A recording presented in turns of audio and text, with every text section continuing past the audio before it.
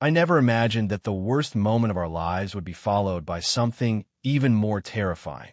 What happens when a family is still drowning in grief, and someone shows up to turn that grief into a crime? We had barely begun to process the loss of our baby when the police arrived at our door, not to help us, but to arrest my wife. Just days earlier, our world had collapsed inside a hospital room. My wife had suffered a stillbirth, a medical tragedy, sudden and devastating. Doctors confirmed it was a miscarriage, something no parent ever prepares for, something no words can soften. We walked out of that hospital empty-handed, numb, holding on to each other because it felt like the only thing keeping us upright. The nursery at home, once filled with hope, had become a painful reminder of everything we lost. But nothing could have prepared us for what waited outside our house. As we returned from the hospital, exhausted and broken, we saw police cars parked near our home. Standing there, calm and confident, was HOA Karen, our neighbor from across the street. She wasn't there to offer condolences. She wasn't there to show compassion.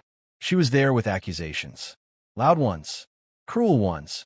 She told the police that my wife had intentionally killed our baby. I remember my body freezing, my mind refusing to accept what I was hearing.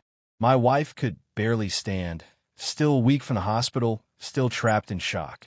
And yet, in front of our home, in front of neighbors who watched from behind curtains, HOA Karen insisted that this was no medical tragedy.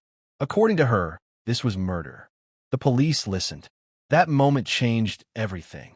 To understand how we got here, you need to understand HOA Karen. For months before the pregnancy ended, she had an issue with my wife. It started small, complaints about noise, comments about our property, disapproving looks during HOA meetings. She was obsessed with control, with power, with making examples out of people who didn't fall in line. My wife, quiet and private, became her target. When tragedy struck our family, HOA Karen didn't see pain. She saw opportunity. She believed that accusing my wife would teach us a lesson, that humiliating us publicly, involving the police, and destroying our reputation would satisfy her sense of authority. In her mind, grief wasn't enough. We had to be punished. As officers moved closer to my wife, asking questions she could barely answer through tears, I realized something terrifying. Truth didn't matter as much as accusation. Evidence didn't matter as much as confidence. And in that moment, the loudest voice belonged to someone who had no right to decide our fate. This wasn't about justice. It wasn't about our baby. It was about power and how dangerously fast it can turn grief into a weapon. After that day, our home was no longer a place of safety. It became a crime scene in people's minds. The police didn't take my wife away immediately, but they didn't leave us alone either. Questions kept coming. Papers were filed. Names were written down. And just like that, our private loss became a public investigation. The neighborhood changed overnight. The same people who used to wave at us in the mornings suddenly avoided eye contact. Curtains moved when we walked past. Whispers followed us everywhere. It felt like the entire street had already decided the verdict, long before any facts were known. And standing quietly in the middle of it all was HOA Karen, watching everything unfold like it was exactly what she had planned. My wife barely spoke anymore. She would sit for hours in the nursery, staring at the empty crib, her hands resting on her lap, as if she was still holding something fragile. Doctors warned us about trauma after stillbirth, about depression, about guilt that mothers feel even when they've done nothing wrong.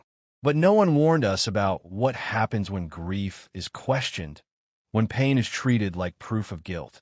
Every time there was a knock on the door, her body would tense. Every phone call made her flinch. Sleep became impossible. Food lost its taste. And I realized something painful. The accusation wasn't just destroying our reputation. It was slowly breaking her from the inside. Then the HOA meeting started. Karen made sure of that. She demanded accountability. She spoke about community safety. She twisted words like responsibility and rules into weapons, carefully avoiding medical facts, carefully avoiding the truth. She never said miscarriage. She never said stillbirth. Instead, She repeated the same poisonous idea again and again until it sounded believable to people who didn't want to think too hard. And people listened. What terrified me most wasn't Karen. It was how easily others accepted her version of events. Social psychology experts explain that when someone speaks with confidence and authority, especially in small communities, people assume they must be telling the truth. Facts become optional. Emotion becomes evidence.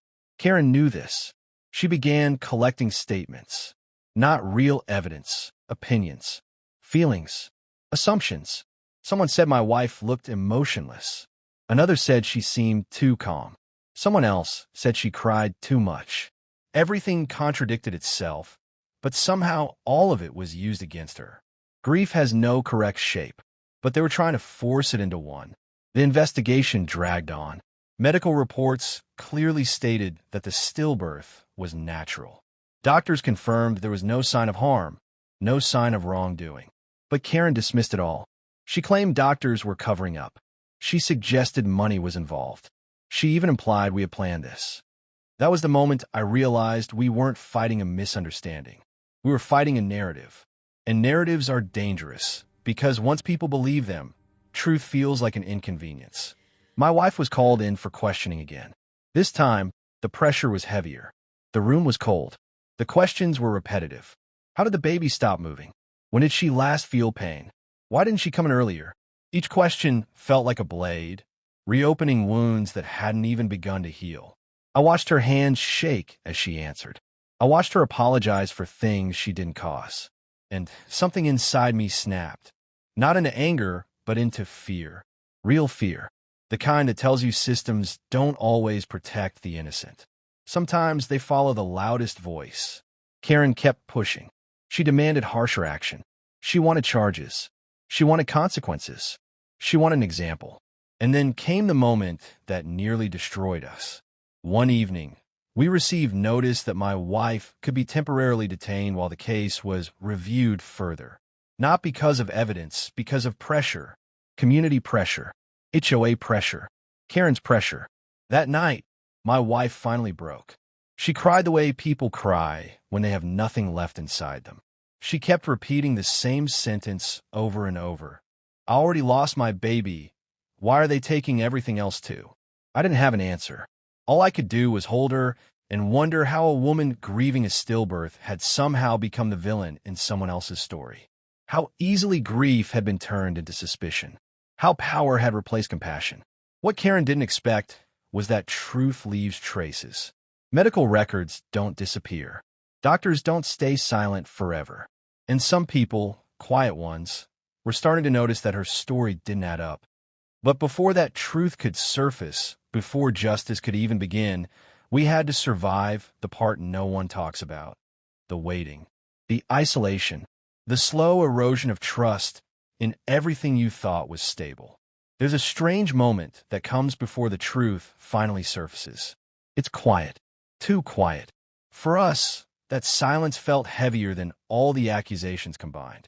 Days turned into weeks, and every day felt like we were living on borrowed time, waiting for a decision that could either free us or destroy us completely. My wife was no longer just grieving our baby. She was grieving her identity. She stopped looking at mirrors. She stopped answering messages. Even when the phone was silent, it felt loud. The world outside kept moving, but inside our home, time had frozen around that empty crib. And then something unexpected happened. One of the nurses from the hospital reached out. She had followed the case quietly, disturbed by the rumors spreading through the community. She told us something that changed everything. Multiple staff members were uncomfortable with how the miscarriage was being discussed publicly. Medical records were clear. The stillbirth had been documented thoroughly. There was no ambiguity, no suspicion, no roaming. Yet none of that had mattered. Until now. Because this time, the truth wasn't coming from us. It was coming from professionals who had nothing to gain by speaking up and everything to lose by staying silent. Soon after, a doctor formally submitted a detailed statement. Not emotional, not defensive, just facts, timelines, medical explanations, expert conclusions.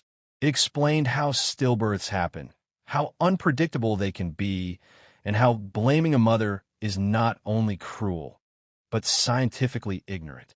The narrative began to wobble. Karen noticed. Her tone changed. Where she once sounded confident, she became aggressive.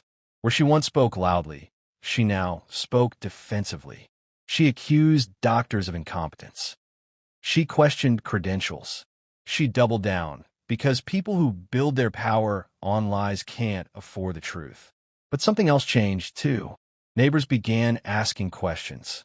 Quiet ones, careful ones. The same people who once avoided us now started to notice contradictions. Karen's story didn't match timelines. Her claims didn't align with medical reports. Her concern for safety suddenly looked personal, and power doesn't survive scrutiny. The police reopened the case with fresh eyes. This time, they didn't come with assumptions. They came with documents. They came with expert testimony. They came with context. My wife was officially cleared. No charges.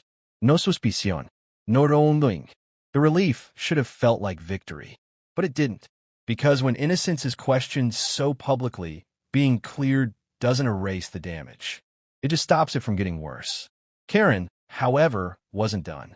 She tried to save herself by shifting blame, claiming she was misunderstood, that she was only concerned, that she acted out of fear. But fear doesn't fabricate evidence. Fear doesn't organize campaigns. Fear doesn't push for punishment without proof. The HOA board launched an internal review. Complaints surfaced. Patterns emerged. It wasn't just us. Other families had felt her control, her intimidation, her threats, just never this extreme. And then came the moment I will never forget. At a community meeting, Karen was asked to explain herself. Not loudly, not emotionally, just explain. For the first time, she didn't have an audience that believed her automatically. She had people who were listening carefully. She stumbled. Her words contradicted records. Her claims didn't hold up. And slowly, the authority she had weaponized against us slipped through her fingers. She resigned. Some people clapped. Some stayed silent. I didn't feel satisfaction. I felt exhaustion. Because even when the truth wins, it doesn't undo the nights my wife cried herself to sleep wondering if the world believed she was a monster. We moved shortly after. Not because we were forced to, but because healing doesn't happen in the same place where trauma was created. The new house had no HOA meetings, no whispering neighbors, no memories attached to accusations. But the loss remained. Our baby never came home. No apology could change that. No resignation could restore what we lost. What stayed with us was something heavier and something clearer. We learned how fragile reputation is, how easily grief can be misread, how dangerous unchecked power becomes when mixed with personal vendettas, and how quickly society looks for someone to blame when tragedy has no villain. This story isn't just about an HOA Karen. It's about what happens when empathy disappears. It's about how systems fail when they listen to noise instead of truth. And it's about remembering that behind every accusation is a human being already carrying more pain than most people can imagine. If there's one thing I hope you take from this, it's this. Tragedy is not evidence of guilt. Grief is not suspicious. And silence does not mean wrongdoing. Sometimes the bravest thing someone could do is survive being falsely judged and still choose to live. With that said, thanks for watching, and until next time.